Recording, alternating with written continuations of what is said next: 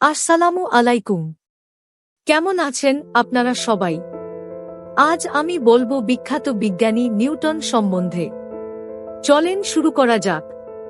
বিলেতের Kingston বলে একটি জায়গায় গ্রামের স্কুলের দ্বিতীয় শ্রেণীতে সে ছিল লাস্ট বয়। মাস্টাররা রায় দিয়েছিল এর মাথায় গোবর ছাড়া আর কিছুই নেই। সহপাঠীরা তাকে নিয়ে ঠাট্টা মশকরা করত। কিন্তু বড় হয়ে সেই ছেলেটি এমন সব আবিষ্কার করে বসল যা দেখে দুনিয়ার সব বড় বড় বিজ্ঞানীরা হয়ে গেলেন। তাকে গুরু বলে মানলেন। তাকে করা হলো বিলেতের পার্লামেন্টের সদস্য। সম্রাট তাকে ভূষিত করলেন নাইট বা স্যার উপাধি দিয়ে। পণ্ডিতদের সেরা প্রতিষ্ঠান রয়্যাল সোসাইটি তাকে সভাপতি নির্বাচিত করলেন। সেই ছেলেটির নাম ছিল আইজ্যাক নিউটন। নিউটনের জন্ম হয়েছিল 1642 সালের 25 ডিসেম্বর। বাপ ছিলেন কৃষক।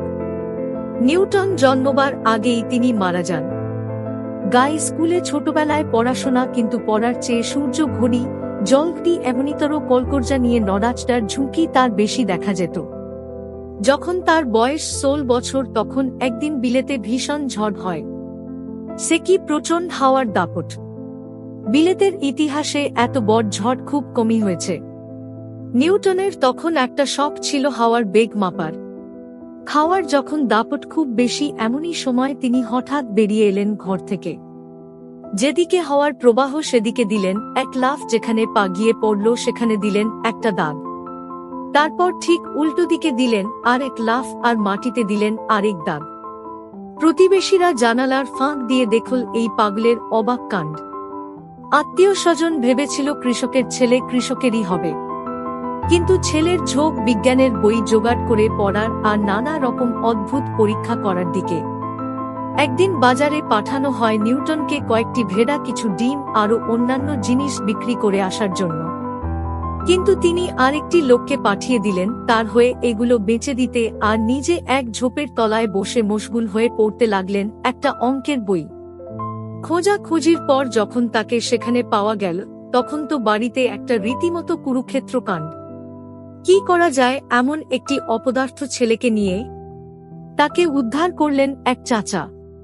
তিনি বললেন, দাও একে কলেজে পাঠিয়ে সেখানে বসে যত খুশি অঙ্ক কষুক। তাই তাকে পাঠানো হলো ক্যামব্রিজে। সত্যি সত্যি তিনি কলেজে গিয়ে অঙ্ক খুব ভালো করলেন। প্রথম বছরেই তিনি গণিতের এক নতুন ক্ষেত্র ক্যালকুলাস আবিষ্কার করে ফেললেন। লিখে রাখলেন সেসব, কিন্তু কাউকে বললেন না কিছুই। চাঁদের চারদিকে মাঝে মাঝে চরকাকৃতির মতো আলোর প্রভাব, চাঁদের সভা দেখতে পাওয়া যায়। তা যে পৃথিবীর বায়ুমণ্ডলে ভেসে থাকা পানির কোণার ওপর আলো পড়ে তৈরি হয়, তাও তিনি ওই কলেজের প্রথম বছরে আবিষ্কার করলেন। 23 বছর বয়সে নিউটন কলেজের পড়া শেষ করে গণিতের অধ্যাপক হলেন। কিন্তু পরের বছর প্লেগের মর্গ। স্কুল কলেজ সবই বন্ধ হয়ে গেল।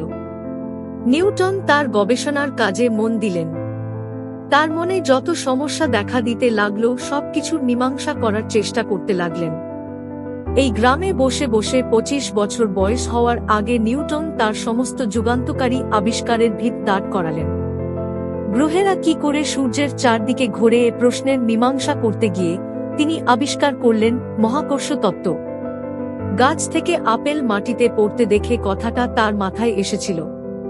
নিউটন ভাবলেন, গাছ থেকে আপেল যদি মাটিতে পড়ে তাহলে চাঁদ পৃথিবীতে না পড়ে শূন্যে ভেসে থাকে কি করে? তার মনে হলো চাঁদকেও নিশ্চয়ই পৃথিবী আকর্ষণ করছে, কিন্তু চাঁদ পৃথিবীর চারপাশে ঘুরছে বলেই সেটা পড়তে পারছে না, অর্থাৎ পৃথিবীর আকর্ষণটা কাটাকাটি হয়ে যাচ্ছে। চাঁদ কত বেগে ঘুরলে পৃথিবীর আকর্ষণ কাটাকাটি হতে পারে, নিউটন তা অঙ্ক কষে বের করলেন। আর আশ্চর্য, জ্যোতির্বিদরা চাঁদ ঘোরার যে বেগ হিসেব করেছিলেন তার সাথে নিউটনের হিসেব হুবহু মিলে গেল। সবাই অবাক হয়ে দেখল নিউটনের মহাকর্ষের তত্ত্ব, যা দিয়ে সারা বিশ্বের গ্রহ নক্ষত্রের গতিবিধি হিসেবে করা সম্ভব হয়ে উঠেছে। আলোর দিকে ঝোঁক ছিল তার বরাবর। আলো কি দিয়ে তৈরি? বাতির আলো, সূর্যের আলো, তারার আলো। নেওয়া খাওয়া বন্ধ করে তিনি আলো নিয়ে পরীক্ষা করতে লাগলেন।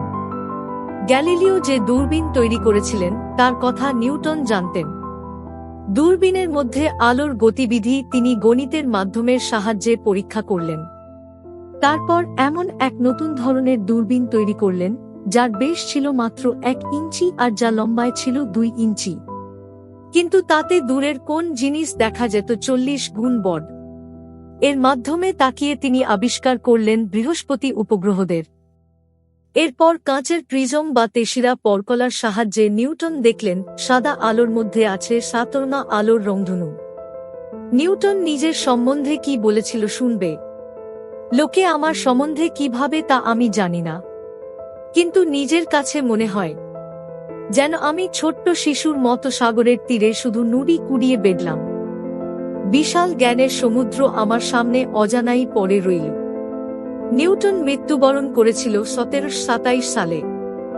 আজকে নিউটন সম্বন্ধে সংক্ষিপ্ত আলোচনা এতটুকুই। যদি ভিডিওটি ভালো লাগে তাহলে লাইক, কমেন্ট এবং সাবস্ক্রাইব অবশ্যই করবেন। আসসালাম আলাইকুম। ধন্যবাদ।